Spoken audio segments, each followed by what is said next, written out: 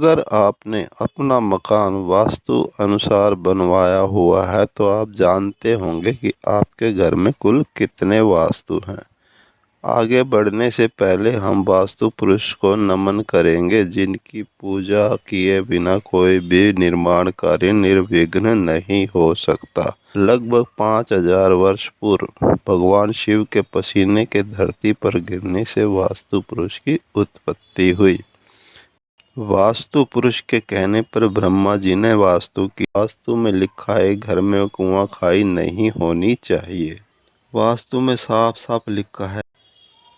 इतना कुछ जान लेने के बाद यह तो समझ में आता है कि कहीं न कहीं कोई तो कमी रह जाती है जो अधूरेपन का एहसास कराती है। हमें क्या क्या बनवाना है, तो उन हमारे डैश डैश डैश जी ने कहा है कि अगर आपके घर में रसोई अग्नि कोने में और मंदिर ईशान कोने में बन जाता है तो ऐसे घर में आपको किसी किस्म की कोई परेशानी नहीं होगी।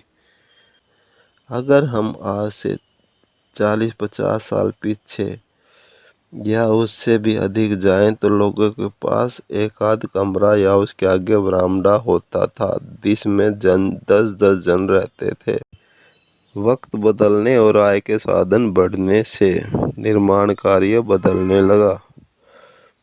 कच्चे घरों का स्थान कंक्रीट के घरों ने ले लिया है, जो शायद जिंदगी में एक बार बनता है। हो सकता है उसका सारा जीवन कर्ज लेने और चुकाने में गुजर जाए। वास्तु एक विज्ञान है और विज्ञान में उपाय नहीं होते। दरअसल कई बार वास्तु दोष इतने गंभीर होते नहीं हैं जितना असर दिखा रहे होते हैं। मान लीजिए किसी घर में 2 प्रवेश द्वार हैं तो एक बंद करने की सलाह दी जाती है। मान लीजिए किसी घर में 2 टॉयलेट हैं तो एक को बंद करने की सलाह दी जाती है। अधिक समय तक वास्तु दोष रहने से आदमी की सोचने समझने की शक्ति खत्म हो जाती है, यानी वह उसका आदी हो जाता है। आपको पता है कि आदतें सुधरते सुधरते सुधरती हैं। एक घर में बड़े भाई की औलाद नहीं थी और छोटे की शादी नहीं हो पा रही थी। बड़ा ईशान कोण का टॉयलेट इस्तेमाल कर रहा था,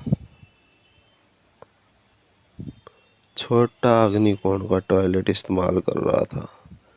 घर बहुत बड़ा बना रखा था। घर में 2 कमरे वायु कोण में खाली थे, उन्हें इस्तेमाल करने की सलाह दी। कभी मिल जाते तो पूछ लेते पर उत्तर ना ही मिलता।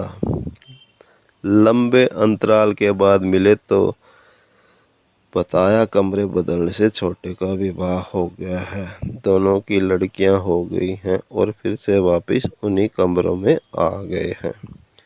एक व्यक्ति को 2 दरवाजे में से एक, जो रास्ते के सामने लगता था, को ताला लगाकर चेक करने के लिए की सलाह दी। एक दिन गुजरना हुआ तो दरवाजे के पीछे ईंटों की दीवार खिंची हुई मिली। फिर एक दिन वो आया और बताया कि दरवाजे पर लॉक लगाते ही प्रॉपर्टी पर विवाद करने वाले खुद ही समझौता करने आ गए। तो मैंने दीवार खिंचवा दी। समझौते से करोड़ों रुपए घर आ गए और कर्जे भी उतर गए। कहने का अभिप्राय यह है कि जो कुछ करते हैं वही पाते हैं। कहने को लोगों के अनुभव बहुत हैं, जिससे प्रेरणा लेकर आप अपना जीवन बदल सकते हैं, पर वीडियो की लंबाई बढ़ जाएगी। आपका और हमारा सफ़र लंबा चलने वाला है, इसलिए चैनल को सब्सक्राइब करने के साथ साथ बेल आइकन दबाना न भूलें ताकि नया वीडियो सबसे पहले आप देख सकें। अब हम जो बात करना चाहते हैं वह रह ना जाए, इसलिए आगे बढ़ते हैं। सही बात तो यह है कि आप अपने छोटे से घर को घर बनाइए, मंदिर तालाब कुआं नहीं। घर बनाते वक्त रसोई घर, सीढ़ी, टॉयलेट पर विशेष ध्यान दें। अगर यह सही बन गए या गलत बन गए तो आपकी ज़िंदगी सही या गलत बना देंगे। सदा याद रखें, भवन निर्माण यानी घर, ऑफिस, कारखाना आदि आदि निर्माण एक महंगी प्रक्रिया है। ज़्यादातर लोग ज़िंदगी में एक ही बार बना पाते हैं। अगर वह भी गलत बन जाए तो उनका सब कुछ खत्म हो जाता है। कर्जदारी और बीमारियां पीछा नहीं छोड़ती। जिन पर कर्जदारियां नहीं होती वह लाइलाज बीमारियों से ग्रस्त होते हैं। वह कभी जान ही नहीं पाते कि ऐसे भी बीमारियों से छुटकारा मिलता है। सबसे पहले एक प्लाट लेते हैं। प्लाट लेते वक्त ध्यान रखना है कि प्लाट रास्ते के सामने या बंद गली का आखिरी ना हो। प्लाट किसी धर्मार्थ जमीन का हिस्सा ना हो, किसी धार्मिक संस्थान के साथ लगता या धार्मिक संस्थान के सामने ना हो। प्लाट खरीदने से पहले तय कर लें कि आपको उसमें निर्माण क्या क्या करवाना है। सामान्यतः 100 वर्ग गज तक के प्लाट में एक फ्लोर पर एक टॉयलेट और 200 वर्ग गज तक के प्लाट में एक फ्लोर पर 2 टॉयलेट से ज़्यादा नहीं बन सकते। अगर आप बनाते हैं तो वास्तु दोषपूर्ण जगह पर बनेंगे। वैसे तो वास्तुशास्त्र में पूर्व दिशा का प्लाट श्रेष्ठ माना जाता है, पर अगर आज की स्थिति में जैसा कि लोगों की इच्छा होती है, अगर आपको फ्रंट पर टॉयलेट बनवाना है तो आपको पूर्व दिशा का प्लाट नहीं खरीदना चाहिए।